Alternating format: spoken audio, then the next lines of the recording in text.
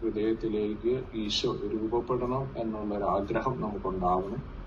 വചനം മാംസം ധരിക്കാനുള്ള തീക്ഷ്ണമായ ആഗ്രഹം ഉണ്ടാവണം. ആത്മാവിന്റെ അഭിഷേകം ലഭിക്കാനായിട്ടുള്ള തീക്ഷ്ണമാണ്. വചനത്തിന്റെ അഭിഷേകം എന്ന് പറയുന്ന ആത്മാവ് വന്ന് നിറയുകയാണ്. ആത്മാവ് വന്ന് നിറയുമ്പോഴാണ് വിശ്വാസ ജീവിതത്തിൽ വിശ്വസ്തയോടെ മുന്നോട്ട് പോകാൻ നമുക്ക് സാധിക്കുന്നത്. അതുകൊണ്ട് നമ്മുടെ ഓരോ ശുശ്രൂഷകളെയും സമർപ്പിക്കാം. പ്രത്യേകിച്ച് ഈ ബൈബിൾ പാരായണത്തെ സമർപ്പിച്ച് പ്രാർത്ഥിക്കാം.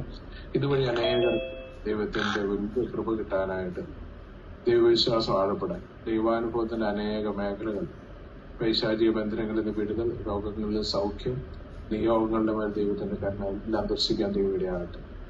ഈശോയെ നന്ദി, കർത്താവേ നന്ദി, ആരാധന. കർത്താവേ, എല്ലാ സഹോദരി സഹോദരന്മാരെയും സമർപ്പിക്കുന്നു.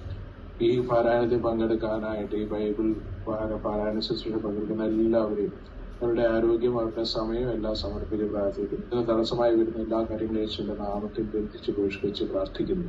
കർത്താവേ, ഈ മക്കളിലേക്ക് അങ്ങനെ ദൈവാനുഭവം ചെയ്യണം. ഈ മക്കളിലേക്ക് അങ്ങനെ ദൈവകൃപ ചെയ്യണം. ഈശോയുടെ നാമത്തിൽ ഈ മക്കളെ അനുഗ്രഹിച്ച് പ്രാർത്ഥിക്കുന്നു. നമ്മുടെ താഴ്ചയും ശാരീരികയും പിതാവായ ദൈവത്തിന്റെ സ്നേഹവും പരിശുദ്ധാത്മാന്റെ സഹവാസവും പരിശുദ്ധാത്മാന്റെ സർവീസും ആദ്യസായ നാം എല്ലാവരും കൂടി ഉണ്ടായി. ആമേൻ.